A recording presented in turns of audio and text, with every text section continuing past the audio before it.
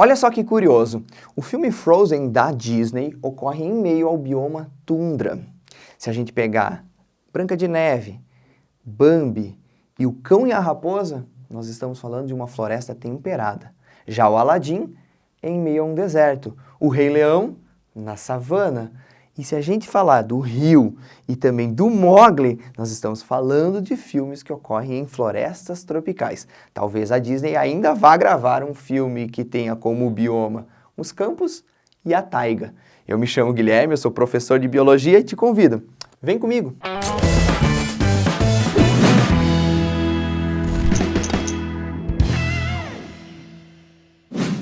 Vamos então conversar a respeito dos biomas mundiais, os biomas do mundo. Antes da gente começar a aula, eu queria que você desse uma olhada com carinho na imagem que vai aparecer agora. Essa imagem é um mapa da distribuição dos biomas ao redor do mundo. Notem que os biomas têm faixas que se correspondem mais ou menos com faixas de latitude. Então você consegue ver muito bem que no extremo norte do nosso planeta você vai ter o predomínio da tundra, um pouco mais abaixo a região de taiga, aí começam a aparecer florestas temperadas, depois florestas tropicais com campos. Muito bem, a latitude é muito importante para a distribuição dos biomas. Agora vem para cá.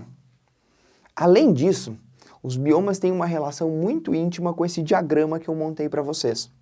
Só para lembrar, essa aula é uma aula generalista a respeito dos biomas. No futuro, assim como eu falei lá na aula sobre biomas brasileiros, nós teremos aulas específicas sobre cada um desses biomas. Beleza? Agora vamos lá.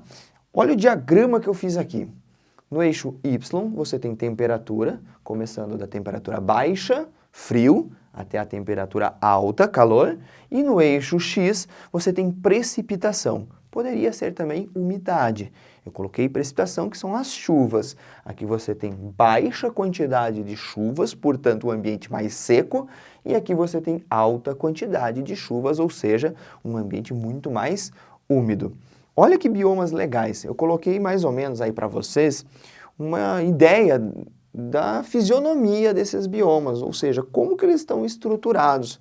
Então você tem a tundra aqui, com neve, com musgos, você tem a taiga, ou floresta de coníferas, com plantas gimnospermas, com formato de cone, os populares pinheiros. Você tem desertos frios. Deserto frio, professor, existe isso? Mas deserto não é sempre quente? Não. Se você for para o deserto do Atacama, por exemplo, lá no Chile, em função da altitude, a gente tem muito frio por lá. Muito bem, nós temos desertos quentes também, campos frios, campos quentes, floresta temperada, olha que legal, dá para ver árvores em diferentes condições ao longo do ano, 4 estações bem delimitadas, bem marcadas. Nós temos o ambiente de savana, típico do Rei Leão, também do Cerrado brasileiro, e as florestas tropicais. Claro, você lembra da floresta tropical brasileira, Mata Atlântica e a Amazônia. A gente tem outras espalhadas pelo planeta aí, a gente vai comentando cada uma delas ao longo da nossa aula. Então dá uma olhada nesse diagrama que ele é bem interessante para você entender como que esses biomas estão correlacionados com temperatura e com umidade. Agora vamos falar primeiro da tundra. O primeiro bioma que eu coloquei lá. Se a gente olhar a tundra, ela está em baixa pluviosidade e ela está em baixíssima, mas baixíssima temperatura. São os ambientes mais frios do planeta onde existe vida. Existem locais onde não há vida. Existem locais no nosso planeta em que o solo é permafrost. E o que é isso, professor? Ele é permanentemente congelado durante todas as épocas do ano. Por exemplo, lá no norte da Sibéria não existe derretimento de gelo do solo nunca. Não existe como formar vegetação. Agora, em algumas regiões nós temos a tundra. A tundra é caracterizada por um bioma em que o gelo predomina durante 10 meses do ano. Então, durante 10 meses você vai ter gelo e a vegetação não aparece. Durante 2 meses você vai ter uma vegetação temporária, uma vegetação de musgos. Quando derrete o gelo do solo, as turfeiras, os musgos em formato de esponjas começam a se desenvolver e servem de alimento para animais herbívoros e, claro, para carnívoros que vão comer esses animais. Então, o que você tem que lembrar da tundra de importante? A vegetação lá não é perene, não é sempre. Você vai lá na tundra, durante 10 meses do ano você não encontra nada, só neve. E os bichos ficam fazendo o que lá? Eles vazam, eles vão embora, eles vão para locais que existe alimento. Agora, durante 2 meses do ano, o alimento começa a aparecer na forma de musgos, plantas do grupo das briófitas. Que animais a gente encontra na tundra, professor? O caribu, que parece com a rena, que parece com a rena, que é a rena, né? O boi almiscarado. O boi almiscarado é um bicho que produz uma substância chamada almíscar, de uma glândulazinha. Esse almíscar é amplamente utilizado na fabricação de perfumes. Ele é utilizado como fixador de aroma. Então, sabe aqueles perfumes bons, assim, que você usa e eles ficam com cheiro na pele durante dias? Não, se você não tomar banho, né? Mas se você passar, ele fica realmente impregnado, aquilo lá tem almíscar, que é uma substância que se extrai de alguns animais, como o cervo almiscarado e o boi almiscarado. Por lá a gente também tem urso polar, raposa do Ártico, a gente tem lebre do Ártico, coruja do Ártico, seres que vão se aproveitar dos animais herbívoros que tem e vão caçar e vão se alimentar. Muito bem, então essa é a tundra, caracterizamos ela. Lembra que a vegetação predominante são musgos, são as briófitas. Aí depois nós temos a taiga, taiga siberiana. A taiga é um nome russo para uma floresta de coníferas. Então, normalmente, quando a gente se remete a esse bioma lá no Canadá, a gente chama de floresta de coníferas. Quando a gente se remete a esse mesmo bioma lá na porção russa, a gente chama de taiga, mas é a mesma coisa, é uma floresta de gimnospermas, especialmente pinheiros. São plantas que estão adaptadas a baixíssimas temperaturas também, mas conseguem se manter ao longo de todo o ano. Aqui não existe vegetação só 2 meses do ano. O ano inteiro a gente tem vegetação. Professor, mas esse ambiente é frio, é super frio. Como que uma árvore consegue suportar tanto frio? Primeiro, essas plantas elas vão ter formato de cone, por isso são coníferas, são gimnospermas coníferas, são pinheiros. Para que serve esse formato? Para não acumular muita neve. Então elas conseguem fazer com que a neve escorra por suas folhas. Outra coisa interessante, a própria folha evita acúmulo de neve, porque as folhas de pinheiro são chamadas de acículas, são folhas em formato de agulha, folhas bem fininhas que não permitem acúmulo de neve. Mas para que isso é importante, professor? Imagine, por exemplo, você sendo uma árvore com folhas largas, frondosas, aí a neve vai acumulando na sua folha, vai acumulando, acumulando, o galho vai ficando pesado, pesado, pesado e quebra. As plantas da taiga não sofrem desse problema. As plantas da taiga não quebram seus galhos porque elas têm folhas bem fininhas chamadas de acículas. Além disso, essas folhas são muito serificadas, ou seja, tem muita cera, o que protege elas do congelamento, do frio extremo. Beleza? Então, plantas das florestas de coníferas. O frio é marcante por lá, as plantas são gimnospermas, aqui nós temos briófitas, aqui nós temos gimnospermas predominante. E aí nós temos animais como lobos, como cervos, que são às vezes confundidos com veados, né? Os veados têm guampinhas e os cervos têm galhadas, tá? Os ursos pardos, que muitas vezes vão caçar salmões, que vivem nessas regiões também, mas claro, em ambiente aquático, águias, alces. O que eu quero que você lembre também de importante a respeito da taiga, que pode ser uma coisa que te confunda numa prova de vestibular, é que a taiga, em extensão, é o maior bioma do mundo. Então, ela é, em comprimento, em área ocupada, é o maior bioma do mundo. Em biodiversidade, nem chega perto de uma floresta tropical, mas nem perto mesmo, assim. É muito mais biodiverso um ambiente tropical do que um ambiente de taiga. Mas ela, em extensão, é o maior bioma do mundo. Beleza? Massa! Lembrem desses animais todos aqui. Depois vamos para a floresta temperada. Olha que bonitinho. Temperada, às vezes, para quem está estudando e não conhece muito bem o termo, pensa que é com temperatura mais alta. E não. A floresta temperada é aquela que tem temperatura marcante. É aquela floresta que a gente tem as 4 estações do ano bem definidas. Quando você lá no ensino fundamental aprendeu as estações do ano, com certeza você aprendeu da seguinte forma. O verão tudo está verdinho, na primavera tudo está florido, no outono as folhas caem, no inverno elas caíram por completo. Então, essa caracterização, por exemplo, nem se dá para boa parte do Brasil. A gente tem 4 estações bem marcadas, talvez lá no sul do Brasil, região de Gramado, região de Canela, mas em quase 100% no nosso país, essas 4 estações, dessa forma que a gente aprende, que tem forte cunho eurocêntrico, né? Porque o nosso ensino vem da Europa, ele foi colocado, implantado no Brasil quase que de maneira amartelada, mas esse ensino das 4 estações que a gente tem na Europa não são características do nosso país. Mas existem locais que temos florestas temperadas. Aqui é o verão, com folhas verdes, frondosas, essas folhas começam a cair no outono, elas caem por completo no inverno, e depois do inverno ocorre um rebrote e a floração, ou seja, a primavera. Vamos caracterizar um pouco a floresta temperada. Ela pode ser chamada também em prova de vestibular de floresta das 4 estações. É o filme do Bambi, né? Dá pra ver, a primavera chegou, os animaizinhos ficam todos apaixonados. Isso quer dizer que vai ter flores, ou seja, tem muitos polinizadores em ação. Na sequência das flores vem frutos, frutos que aparecem normalmente na época de verão, então existe uma abundância de alimento e com isso os animais começam a se reproduzir, obviamente. O que a gente tem de árvores nesse local? As faias. Faia, professor? Eu nunca ouvi falar dessa planta. Já viu o Senhor dos Anéis? Já viu que tem umas árvores que caminham lá, os ents? Aquilo lá é uma faia, tá? Aquela planta lá do Senhor dos Anéis que caminha, que destrói coisa lá, aquilo lá é uma faia. Nós temos os plátanos, plantas que são bem simbólicas por derrubarem as suas folhas, e o bordo, que também pode ser chamado de ácer.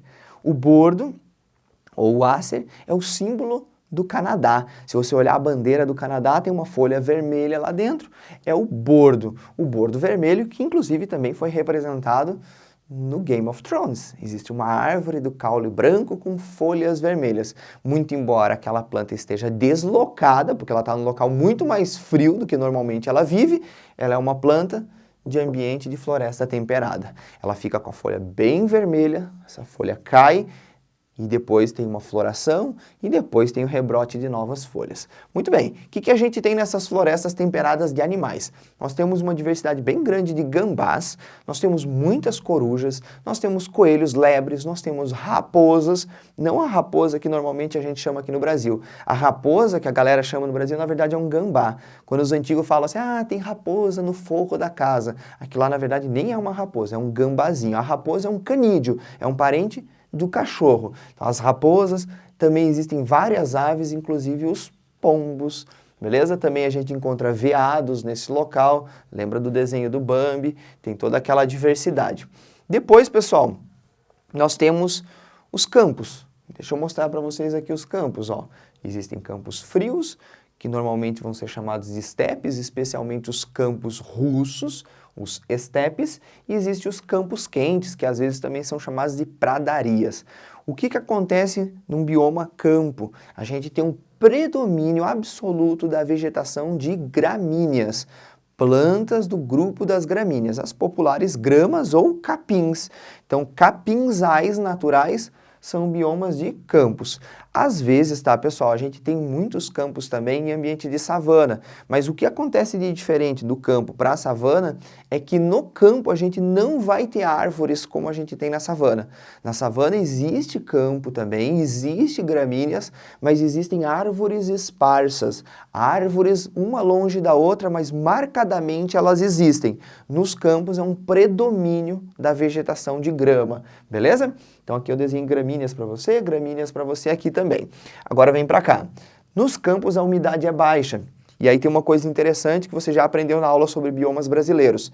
Na faixa de latitude 30, seja sul, seja norte, nós temos as faixas desérticas. Tem o deserto do Saara, latitude 30 norte. Tem o deserto do Arizona, faixa de latitude 30 norte. Tem o deserto de Gobi, tem o deserto da Austrália, o deserto sul-africano, o deserto do Atacama, tudo na faixa de 30 graus de latitude. No Brasil, nós temos nessa faixa de latitude um campo e não um deserto. Por quê? Porque chove bastante. Então, olha para cá. A faixa de latitude do campo, brasileiro, se não tivesse umidade, era uma faixa para deserto. Por que o nosso campo não é deserto? Porque chove. Chove por quê? Por causa da evapotranspiração amazônica. Então, em função da Amazônia, nós temos chuvas no sul. Essas chuvas fazem com que a gente tenha um campo no local de um deserto. Agora vem para cá. A umidade é relativamente baixa comparado com outros biomas. Nós vamos ter predomínio de gramíneas e nesse ambiente começa a aparecer muitos répteis, aves terrestres. A gente tem, por exemplo, a ema, no Rio Grande do Sul, que ela chega até o Cerrado também, mas ela existe em grande quantidade no Rio Grande do Sul.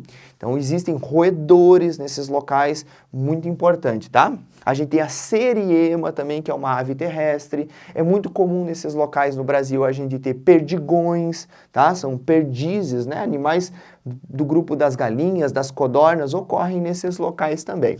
Tudo região de campo. Aí vamos para o deserto. O que acontece no deserto? Nós não temos água na forma líquida. E aí por isso que a Antártida também se enquadra como um deserto. Ela deveria estar lá em cima, tá? Junto com a tundra, um desertão, tá? Em cima da tundra aqui, talvez até mais frio. Os desertos, pessoal, são marcados pela presença de vegetação adaptada ao calor extremo e à falta de água. Esse tipo de vegetação a gente chama de vegetação xerófita. Xero, do grego, é seco, fito é planta.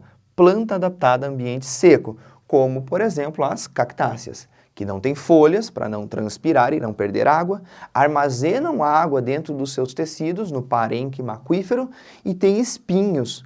Na verdade, as folhas são transformadas em espinhos para se proteger de indivíduos que podem lá comer a planta em busca de água. Então são plantas cactáceas, plantas xerófitas.